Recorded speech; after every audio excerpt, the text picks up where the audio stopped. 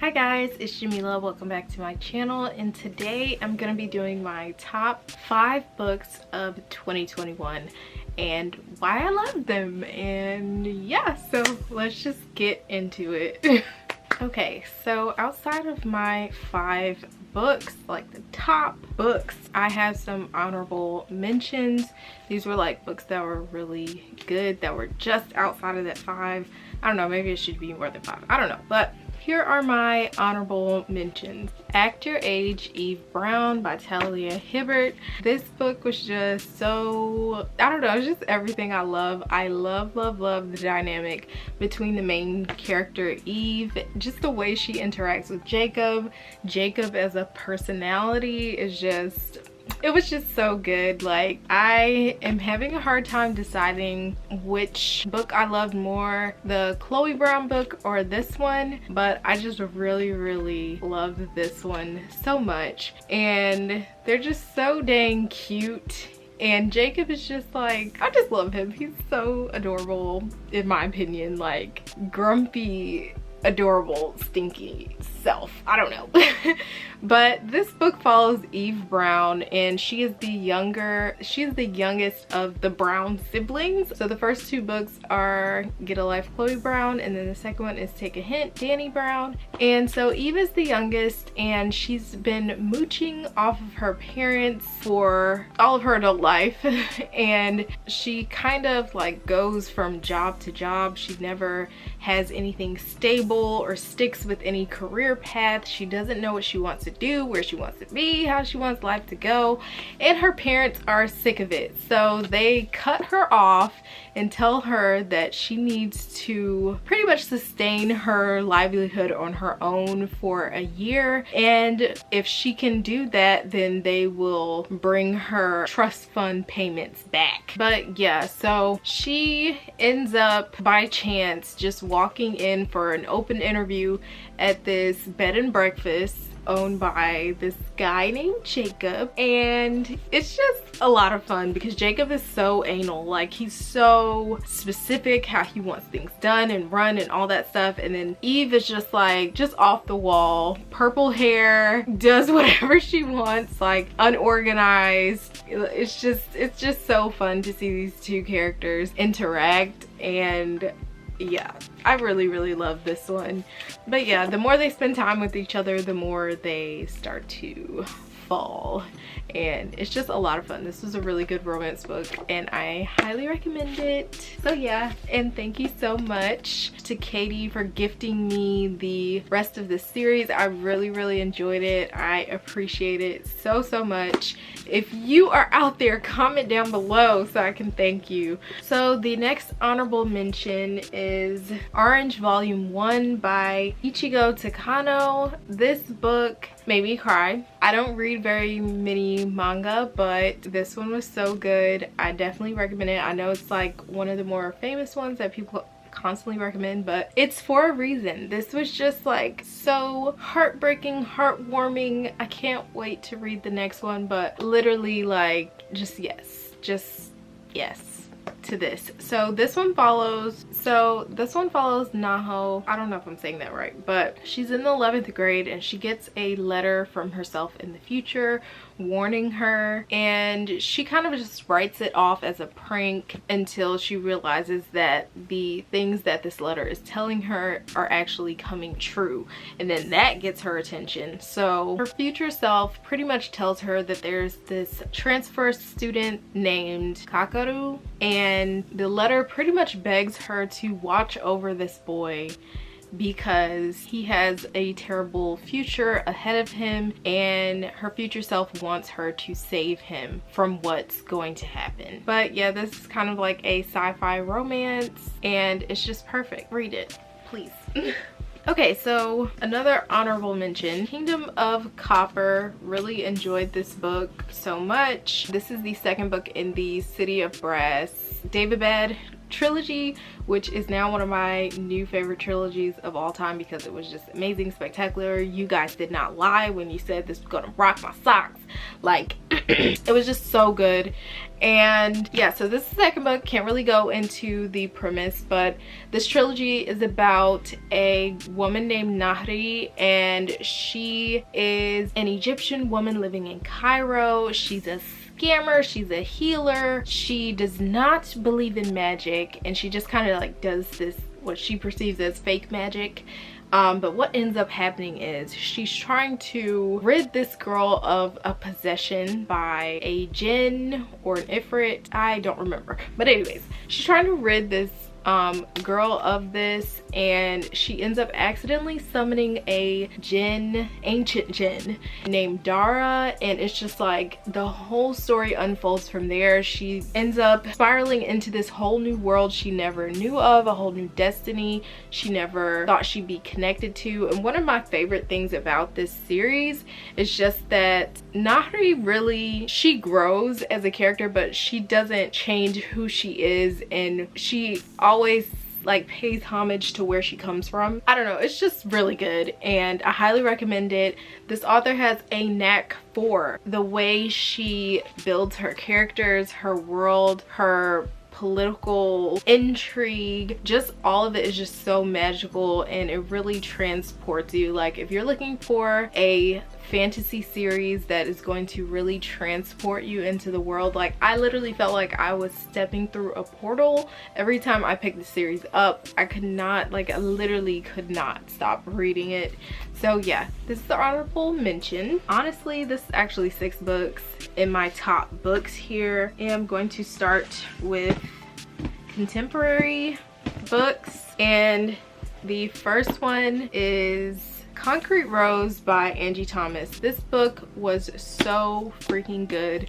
Honestly, I did not expect to love this as much as I love the other 2 in the series, but it just hit perfectly when I read it. Like, the topics that are being discussed, what Maverick is going through as a new father, and you know, still trying to live out his teens. Like, it's just so freaking good. So this book is Angie Thomas's 3rd book. It is kind of like a prequel to her other books. So we have The Hate You Give that follows Star Carter, and this book is about her dad Maverick when he was like 17 and what his life looked like. This book literally made me cry so much. Just like Maverick's journey becoming a man and trying to figure out what that means while his dad is incarcerated and unable to guide him through these critical decisions and moments that are bringing him into manhood, and what are the right choices. You know, does he do the right thing and have a normal job and continuously struggle when he needs to take care of his kid, or does he take the more approachable way and be a part of this gang and sell drugs in order to get real money so that he can do what he needs to do? He's trying so hard, and I just felt and connected with him so much in this book. Like, he wanted to do the right thing, and it's just like the world was making it so hard for him. And it was just beautiful. Like, I loved it. I always love Angie Thomas's books. They are home to me, and I definitely recommend all of her books. Read every single one. They're so good. Okay, so next, this one was actually a shocker to me, but I absolutely love this one, and that is Love and Other Words by Christina Lauren. This was my first Christina Lauren book, and I just did not expect to love these characters and their story as much as I did. So this book is about Macy and Elliot. They kind of end up becoming friends when Macy moves to Elliot's town, and they really just kind of become best friends and really connect over literature, and it's just the cutest thing. Like, if you're a book lover and you're looking for an adorable romance where the characters love books and words, this is perfect for you.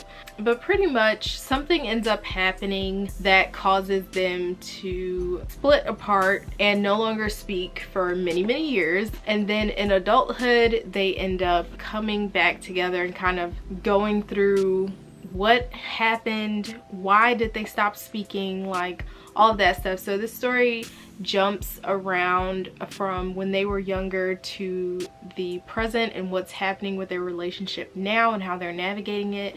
It's just so good. I absolutely loved it. I love that the two main characters had this thing that they would do where they'd be like favorite word, and the other character would say their favorite word, and it would usually apply to something happening that day. So it pretty much was like their favorite word of the day, and I don't know, that just like, that sat right with me. I loved it. I literally lived for it.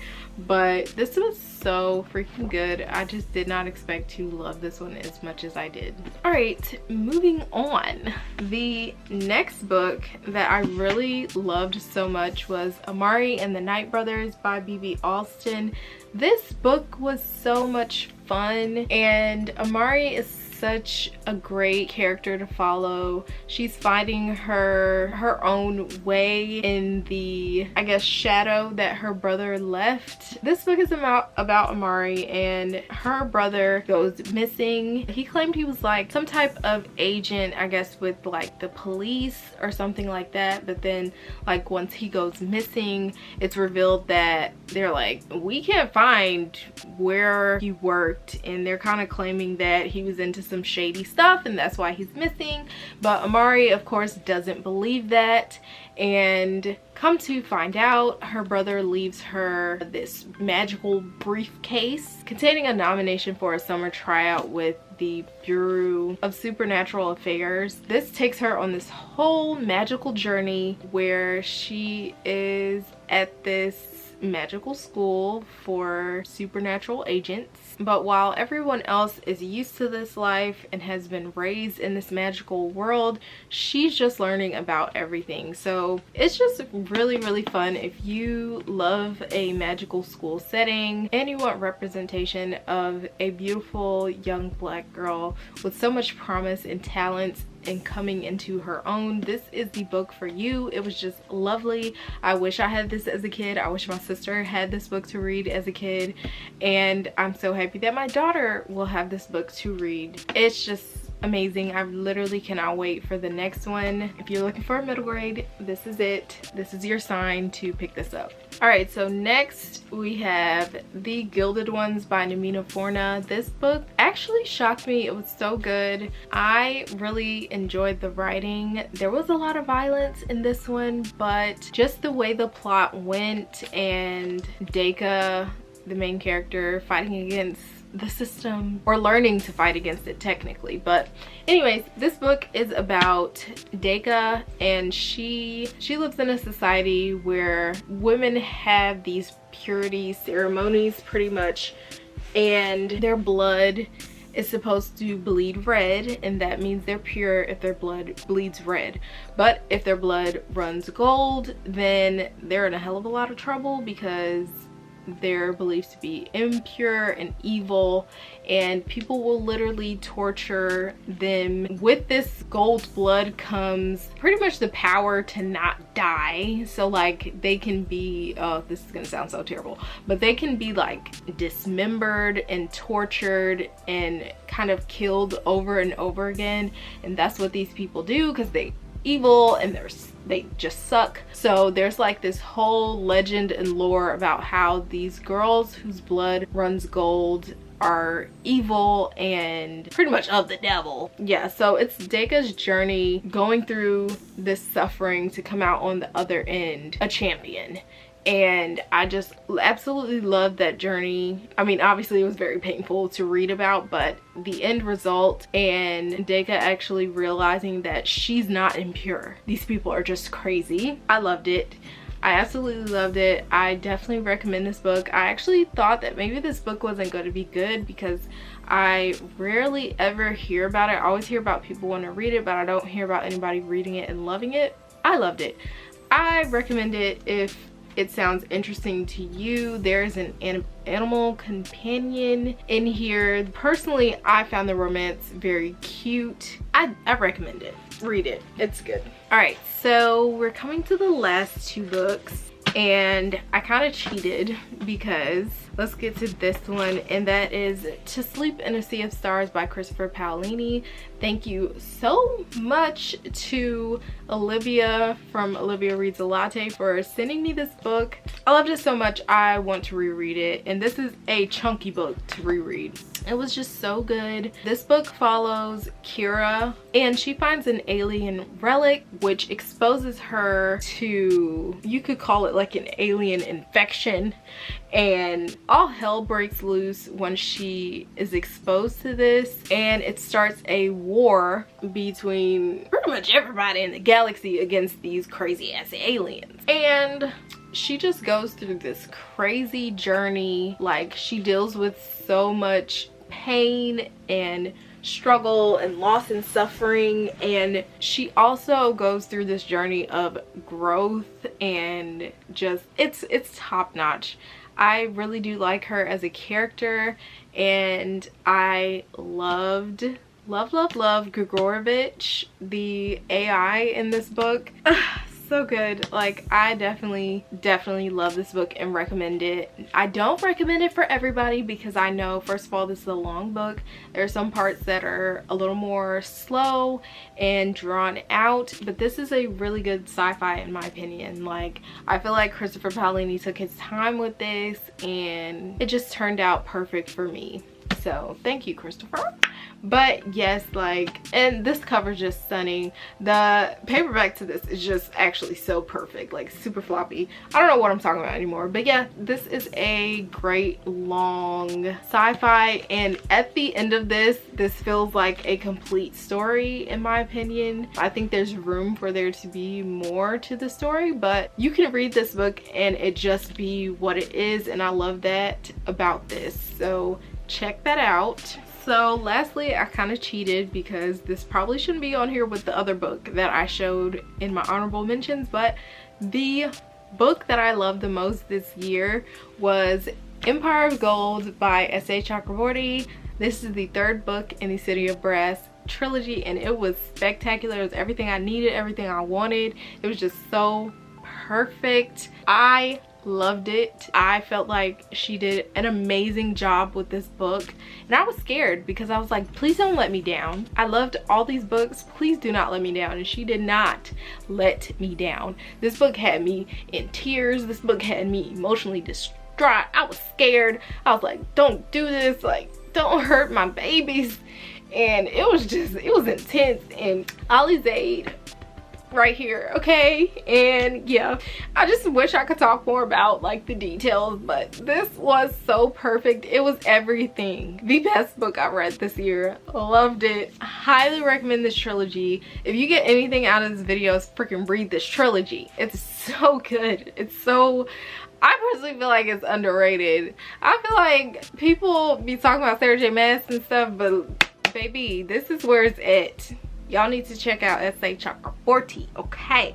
I know these are not the same type of stories, but this is where it's at. I live. Read these books. But yeah, you guys, that is my best books of 2021. I hope you guys enjoyed this video. Don't forget to like the video and subscribe to my channel, and I will see you next time. Bye.